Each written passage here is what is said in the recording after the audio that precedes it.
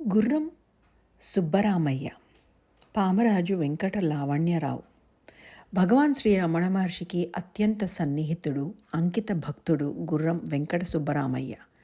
భగవాన్ మహానిర్యాణానికి 10 రోజుల ముందు ఆయన భగవాన్ పడుకొని ఉన్న గది గడపకు ముందు నిలబడి నమస్కారం చేసుకోగానే భగవాన్ ఆయనను లోపలికి పిలిచి, నీకేం కావాలి అని అడిగారు. నాకు అభయం కావాలి అన్నాడు అశ్రునయనాలతో ఆయన. వెంటనే భగవాన్ సరే ఇచ్చాను అన్నారు. అలాంటి అపూర్వ ఆశీర్వాదాన్ని పొందినవాడు సుబ్బరామయ్య. ఆయన నెల్లూరు జిల్లా కృష్ణాపట్నం గ్రామంలో 1899 అక్టోబర్లో గుర్రం వెంకట సుబ్బయ్య, మంగమ్మ పుణ్యదంపతులకు జన్మించారు. తల్లి విద్యావంతురాలై ఉండి బిడ్డకు ఇంగ్లీషు తొలి పాఠాలు నేర్పింది. మద్రాస్ యూనివర్సిటీలో ఇంగ్లీష్ లిటరేచర్లో ఎంఏ పట్టా పొందారు. తెలుగు సంస్కృతంలో కూడా విశేష ప్రావీణ్యం కలిగిన వారే కాక ఉత్తమ విద్యావేత్తగా ఖ్యాతిగాంచారు.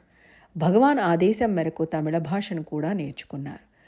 1926 సంవత్సరం నుండి 1956 సంవత్సరం వరకు నెల్లూరు విఆర్ కాలేజ్లో ఇంగ్లీష్ హెడ్ ఆఫ్ ది డిపార్ట్మెంట్గా పనిచేశారు. 1956 నుంచి 65 సంవత్సరం వరకు నిడుబ్రోలు పీబీఎన్ కళాశాల ప్రిన్సిపల్గా పనిచేశారు. షేక్స్పియర్ నాటకాలు చక్కని అభినయంతో బోధించి విద్యార్థులను ఆకట్టుకునేవారు. జూలియస్ సీజర్ నాటకాన్ని వారి నుంచి విఆర్ కాలేజ్ ఇంటర్మీడియట్ తరగతిలో విన్న అదృష్టం ఈ రచయితకు దక్కింది. కాళిదాసు మేఘ సందేశాన్ని సంస్కృతం నుంచి తెలుగులోకి అనువదించారు. మహాభారతాన్ని ఆంగ్లంలోకి అనువదించారు. స్వర్గారోహణం పర్వం పూర్తయ్యేసరికి వారి తల్లి స్వర్గస్థురాలవడం విశేషం. ఆంగ్ల భారతాన్ని కంచి కామకోటి పీఠాధిపతులు శ్రీ చంద్రశేఖర సరస్వతి పరమాచార్యులకు అంకితమిచ్చారు. సుబ్బరామయ్య మంచి కవి, రచయిత, బహుభాషా పండితుడే కాక మంచి వక్త కూడా. నెల్లూరు రాయాజీ వీధిలోని శంకరమఠంలోనూ, నెల్లూరు రేబాల లక్ష్మీనరసారెడ్డిపుర మందిరంలోనూ అనేక సాహిత్య వేదాంత ఉపన్యాసాలు ఇచ్చేవారు. నెల్లూరు వర్ధమాన సమాజానికి కార్యదర్శిగా పనిచేశారు. 1933 జూన్ 28వ తేదీ మొదటిసారిగా అరుణాచలం వెళ్ళి భగవాన్ రమణ మహర్షిని దర్శించారు. కొన్ని మాసాల క్రిందట తన 2 ఏళ్ల ముద్దుల కుమారుడు మరణించినందువల్ల దుఃఖ భారోపశమనం కోసం భగవాన్ సన్నిధిని చేరారు. అంతకు పూర్వం 2 సంవత్సరాల నుంచి ఆశ్రమ ప్రచురణలను, ఉపదేశ సారాన్ని చదువుతుండేవారు. జన్మతః తమిళులైన శ్రీ రమణులు అంత భావగంభీరం, శైలి సౌలభ్యం, సుందరమైన పదాల పొందిక గల ఉపదేశ సారాన్ని తెలుగులో రచించి అందుచేత వారు దివ్యశక్తి కలవారై ఉంటారని భావించి భగవాన్ చెంత చేరారు. భగవాన్ కరుణాపూరితమైన అనుగ్రహ దృష్టి వారిపై ప్రసరించగానే శాంతిసాగరంలో మునిగినట్లయింది. భగవాన్ తన సద్గురువు, తల్లి, తండ్రి తన సర్వస్వం అని గ్రహించారు. అప్పుడు భగవాన్తో తన సందేహాన్ని వెలిబుచ్చారు. భగవద్గీతలోని వాసాంసి జీర్ణాని యథా విహాయ నవాని గృహ్ణాతి నరోపరాణి తథా శరీరాణి విహాయ జీర్ణాన్యన్యాని సంయాతి నవాని దేహి అనే శ్లోకంలో శరీరం శిథిలమైనప్పుడు మనుషులు చినిగిపోయిన దుస్తులను వదిలి కొత్తవి ధరించినట్లు నూతన శరీరాన్ని ధరిస్తారు అన్నారు కదా. మరి చిన్నపిల్లల శరీరం జీర్ణం కాదు కదా, పై శ్లోకం ఎట్లా వర్తిస్తుంది అని అడిగారు సుబ్బరామయ్య. అప్పుడు భగవాన్, బిడ్డ దేహం శిథిలం కాలేదని నీకెలా తెలుసు? అది బయటకు కనిపించకపోవచ్చు. శరీరం పాడవనిదే చావు రాదు, అది ప్రకృతి ధర్మం సెలవిచ్చారు. భగవాన్ కరుణాపూరిత వాక్కులతో సుబ్బరామయ్య సంశయం తీరి దుఃఖం నుండి ఉపశమనం లభించింది. అలా మరికొన్ని ప్రశ్నలు అడిగి తన సందేహాలను తీర్చుకొని ఆయన తన ఊరికి వెళ్ళిపోయారు. 1936 సంవత్సరంలో గ్రిద్దలూరు సాంబశివరావు గారి పరిచయ లేఖతో తిరిగి భగవాన్ను దర్శించారు. భగవాన్ లేఖ ఎందుకు, మీరు పరిచయస్తులే కదా అని అన్నారు. దాంతో సుబ్బరామయ్య సంబరపడి భగవాన్లపై గురి పెరిగి తన తండ్రి వలె భావించి చనువుగా ఉండసాగారు. అంతకు పూర్వం ఒక మహనీయుడు ఆయనకు 2 మంత్రాలను ఉపదేశించాడు. ఆశ్రమానికి వచ్చిన తర్వాత ఉపదేష్ట ఆదేశించినట్లు జపం సాగలేదు కనుక భయమేస్తోందని భగవాన్తో మొరపెట్టుకున్నారు. భగవాన్ మాత్రం ఆ మంత్రబలమే ఆయనను అక్కడికి తీసుకువచ్చిందని, ఇంకా ఆ మంత్రజపం అవసరం లేదని అభయం ఇచ్చారు.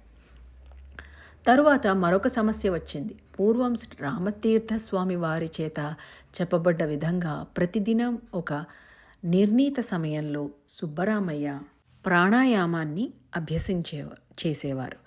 ఒకరోజు తల ముక్కలవుతున్నట్లు బాధ కలిగింది. అభ్యాసం నిలిపివేసినా అదే సమయానికి బాధ కలిగేది. తన సమస్యను భగవాన్ ఒంటరిగా ఉన్నప్పుడు విన్నవించుకున్నాడు. సమాధానంగా భగవాన్ యోగాభ్యాసం చేసేవారికి అలాంటి అనుభవాలు సాధారణమేనని, అలాంటి బాధ కలిగినప్పుడు తనను తలుచుకోమని భగవాన్ చెప్పారు. అప్పటి నుంచి ఆ బాధ నుంచి విముక్తి లభించింది ఆయనకు. కేవలం ఆధ్యాత్మిక విషయాలలో కాక లౌకిక విషయాలలో కూడా భగవాన్ సహాయం అందేది ఆయనకు. పల్లెటూరులో పెరిగే ఆయన చిన్న కూతురు ఇందిరకు మూర్ఛ వస్తుండేది. ఒకసారి తీవ్రమైంది. ఆయుర్వేద వైద్యుల కోసం ప్రయత్నిస్తే దొరకలేదు. అప్పుడు భగవాన్ పటం ముందు మోకరిల్లి ప్రార్థించి అనుగ్రహాన్ని అర్థిస్తూ ఆశ్రమానికి టెలిగ్రామ్ పంపారు. టెలిగ్రామ్ సరిగ్గా 7 గంటలకు చేరి భగవాన్ దృష్టికి వచ్చింది. సరిగ్గా అదే సమయానికి సుబ్బరామయ్య గారి బావగారు తన దగ్గరున్న రమణుల ప్రసాదాన్ని తీసుకువచ్చి ఇచ్చారు. అప్పుడే 2 ఆయుర్వేద వైద్యులు వచ్చి చికిత్స చేశారు. ఇందిరకు ప్రాణాపాయం తప్పింది. కొంతకాలం తర్వాత సుబ్బరామయ్య ఆశ్రమానికి వచ్చినప్పుడు భగవాన్తో, మీరు టెలిగ్రామ్ చూచి నా బిడ్డకు స్వస్థత చేకూరాలని అనుకున్నారా అని అడిగారు. సమాధానంగా భగవాన్, బిడ్డ కోలుకోవాలని అనుకోవడం కూడా ఒక సంకల్పమే. ఏ విధమైన సంకల్పం ఉన్నా జ్ఞాని కాలేడు. జ్ఞాని దృష్టి దేని మీదైనా పడితే దివ్య స్వతసిద్ధ కార్యము బయలుదేరి ఉత్తమ శ్రేయస్సును చేకూరుస్తుంది అని చెప్పారు. సుబ్బరామయ్య భగవాన్ దరి చేరినప్పటి నుంచి వారిని తల్లి, తండ్రి, గురువు సర్వస్వంగా భావించారు. భగవాన్తో అత్యంత సన్నిహితంగా చనువుగా మెలిగేవారు. కరుణాపూర్ణ సుధాబ్ది అయిన భగవాన్ ఆయనను ప్రత్యేకంగా చూచేవారు.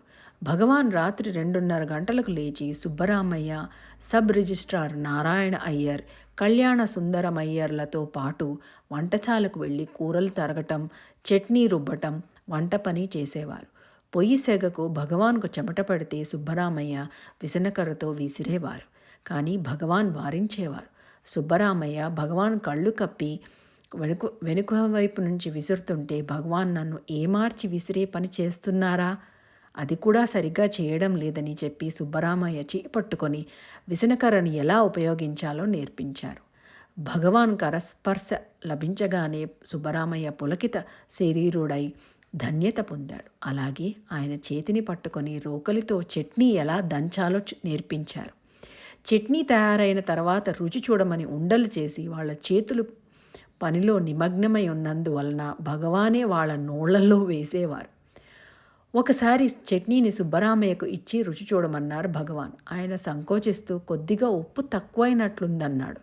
అన్నదే తడుగా భగవాన్ 2 దోశల నిండా ఉప్పును కలిపారు. తక్కిన భక్తులందరూ చట్నీ సుబ్బరామయ్య వల్ల పాడైపోయిందని బాధపడ్డారు. కానీ భోజనశాలలో ఇడ్లీలతో పాటు ఆరగిస్తుంటే ఉప్పగా అనిపించకపోగా ఎంతో కమ్మగా ఉంది. మరొకసారి భగవాన్ కాకరకాయ పచ్చడి చేశారు. చేదుగా లేదు, బాగా రుచిగా ఉండింది. కాకరకాయలోని చేదు, చట్నీలోని ఉప్పు తమ సహజ గుణాలను కోల్పోయినట్లే మానవులలో అహం నశించాలని సూచించడమే దీనిలోని గూఢార్థం. కాకరకాయ పచ్చడి మీద సుబ్బరామయ్య ఆసువుగా ఒక పద్యం కూడా చెప్పారు. సుబ్బరామయ్యకు భగవాన్ అంటే విశిష్టమైన అభిప్రాయం ఉండేది. నిర్దిష్టమైన ఉదాహరణలతో, స్పష్టమైన భాషలో, అధికార స్వరంతో, స్ఫటికమంత నాణ్యతతో తన బోధనలను తెలియచెప్పే మహోన్నత గురు సార్వభౌములు భగవాన్ అనేవారు ఆయన. వారి పలుకులు తన స్వంత అనుభవం నుండి, స్వయంగా గడించిన జ్ఞానం నుండి వెలువడినవే కానీ పుస్తకాలు చదివో కర్ణాకర్ణిగా విన్నవో కాదు. ఒకనాటి పొద్దున భగవాన్ ఆత్మసాక్షాత్కారం కోసం గురు అనుగ్రహం గురించి వివరణ ఇచ్చారు. ఆత్మసాక్షాత్కారం కావాల్సినది ఎవరికి అని ఎవరైనా విచారణ చేస్తే ప్రత్యేక వ్యక్తిత్వం నశించి ఇంకా ఆత్మసాక్షాత్కారం కావాలి అనే భ్రమ వీడిపోతుంది. అది గురువు అనుగ్రహం వల్లనే సాధ్యమవుతుంది. ఆత్మ ఇంకా సాక్షాత్కరింపలేదు అనే భ్రమను వదిలించడమే కానీ ఆత్మసాక్షాత్కారాన్ని ప్రసాదించడం గురువుకే కాదు, ఈశ్వరునికి కూడా సాధ్యం కాదు. ఆత్మసాక్షాత్కారాన్ని కలిగించమని గురువుని కోరడం నన్ను నాకు ఇవ్వండి అని అడిగినట్లుంటుంది. దేహాత్మ బుద్ధి వలన నేను ప్రత్యేక వ్యక్తిని అనే భ్రమ ఉండడం వల్ల గురువు నాకన్నా భిన్నమైన వ్యక్తి అనే భ్రమ కలుగుతుంది. గురువు ఆత్మ కన్నా వేరు కాదు. మరొకసారి వేకువ సమయంలో మనకు ప్రత్యేగాత్మ ఎలా ద్యోతకమవుతుందో భగవాన్ సుబ్బరామయ్యకు వివరించారు. నిద్ర నుంచి పూర్తిగా మెలకువలోకి రాబోయే మధ్యకాలంలో ఒక క్షణం కొద్ది వెలుగు మాత్రం ఉంటుంది. తర్వాత నేను ఆలోచన మొదలవుతుంది. నేను అనే ఆలోచన మొదలు కాక పూర్వం ఎరుక ఉంటుంది. తర్వాత నేను అనే తలంపుతో పరిసరాలు చూడగలుగుతాం. కాబట్టి ఆ ఒక్క క్షణికమే మనం శుద్ధ చైతన్యాన్ని అనుభవించగలుగుతాం. వేరొకసారి మౌనాన్ని గురించి శ్రీ రమణులు ఇట్లా సెలవిచ్చారు. మౌనం 4 విధాలు: వాగ్మౌనం, నేత్ర మౌనం, కర్ణ మౌనం, మానసిక మౌనం. వాటిలో చివరిదే శుద్ధ మౌనం. అదే ప్రధానమైనది. మౌన వ్యాఖ్యే ఉత్తమ వ్యాఖ్య. కనుకనే శంకరాచార్యుల వారు మౌన వ్యాఖ్య ప్రకటిత పరబ్రహ్మతత్వం అన్నారు. ఆదిగురువు దక్షిణామూర్తి గురించి మౌనమే అఖండ వాక్కు, ఒక్క మాట, అదే 2 హృదయాల మౌన భాషణం. మౌనం నిరంతర విద్యుత్ ప్రవాహం లాంటిది. మనం ఎలాగైతే దీపాలను వెలిగించడం కోసం ఆ విద్యుత్ ప్రవాహాన్ని అడ్డుకుంటామో అలాగే వాక్కు మౌనాన్ని అడ్డగిస్తుంది. జ్ఞాని ఎంత మాట్లాడినప్పటికీ మౌనిగానే ఉంటాడు. ఎంత చేసినప్పటికీ చేయనివాడే. అతని వాక్కు అశరీర వాక్కు. సుబ్బరామయ్య తన పాండిత్య పటిమను అనేక కోణాల్లో భగవాన్కు సమర్పించారు. కావ్యకంఠ గణపతి మహాముని రచించిన రమణగీతను, చత్వారింశత్ను, దైవరాతుడు రచించిన విభక్త్యాష్టకాలను తెలుగులోకి అనువదించారు. భగవద్గీతలోని ముఖ్యమైన 42 శ్లోకాలను సుబ్బరామయ్య ప్రార్థన మేరకు భగవద్గీతా సారం అనే పేరుతో ప్రత్యేకంగా కూర్చారు. దాన్ని సుబ్బరామయ్య తెలుగులోకి అనువదించారు. తమిళంలోని వెండాం ఛందస్సును భగవాన్ తెలుగులోకి ఏకాత్మ పంచకం లాగా ప్రవేశపెట్టిన స్ఫూర్తితో భగవాన్ రచించిన అరుణాచల పంచరత్నాలను, ఆదిశంకరుల ఆత్మబోధను ఆయన తెలుగులో వెండా ఛందస్సులో రచించారు. భగవాన్తో తన అనుబంధాన్ని, భగవాన్ విశిష్టతను చాటి చెప్పే విధంగా ఆంగ్లంలో రెమినిసెన్సెస్ ఆఫ్ రమణ, తెలుగులో రమణ స్మరణామృతము అనే గ్రంథాలను రచించారు. పాకశాలలో కలిగిన పని అనుభవాలను, ఇతర సందర్భాలలో కలిగిన అనుభవాలను ఉద్దేశించి కూడా తెలుగులో పద్యాలు రాశారు. కాకరకాయ పచ్చడి మీద తాంబూలం మానేసినప్పుడు తాంబూల విలాపం, పాకశాలకు పోవడం మానినప్పుడు పాకశాల విలాపం వంటి పద్యాలను రాశారు. అనేక విధాలుగా ఇతర భాషలలోని రచనలను తెలుగులోకి అనువాదం చేశారు. సుబ్బరామయ్య ఒకసారి తన 2 కుమార్తెలు లలిత, ఇందిరలతో ఆశ్రమానికి వచ్చినప్పుడు ఆ పిల్లలకు భగవాన్ ఆటపాటలకు పూర్తి స్వేచ్ఛనిచ్చేవారు.